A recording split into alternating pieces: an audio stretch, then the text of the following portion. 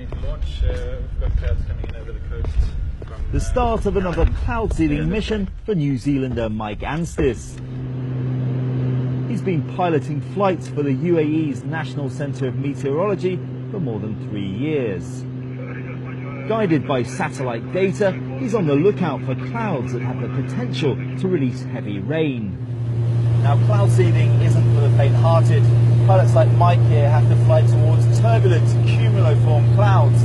Once he's in the middle of them, he releases chemicals which causes a chain reaction. The cloud then becomes really unstable. There are violent updrafts, meaning that the plane has to move away as quickly as possible.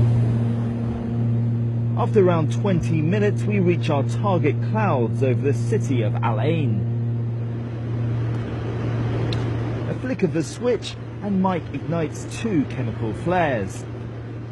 Burning away is a mixture of potassium and sodium chloride, salts that bond water droplets which eventually fall as rain.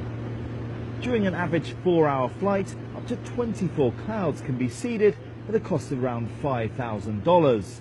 So what's the return on the spend? Well, according to the centre's estimates, if a cloud is successfully seeded, it can increase rainfall by up to 30%.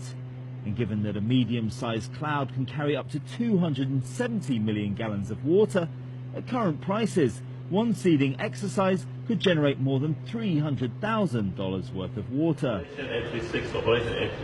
Monitoring operations from Abu Dhabi is Ali Al-Musallam.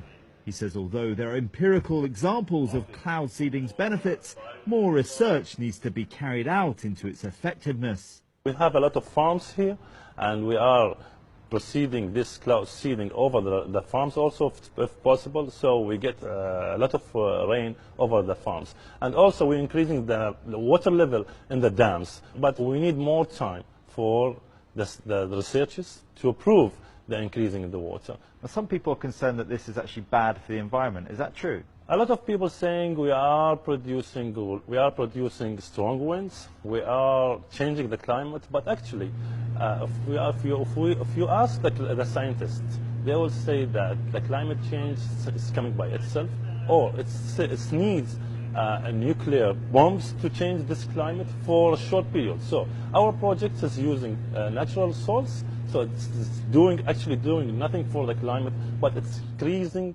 the water amount in the cloud. That's it. But for some, like economist Nasser Saidi, the Gulf's sprawling desert might not be the best place to realize cloud seeding's benefits.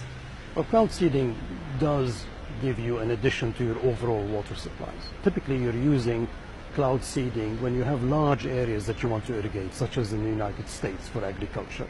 We don't have that in the GCC.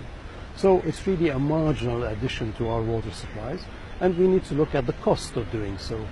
Can we retain this water? Do we have the water reservoirs? Do we have the water distribution systems? So questions over cost effectiveness. But in a part of the world where rain events are few and far between, for some, a chance to splash in the puddles is simply priceless.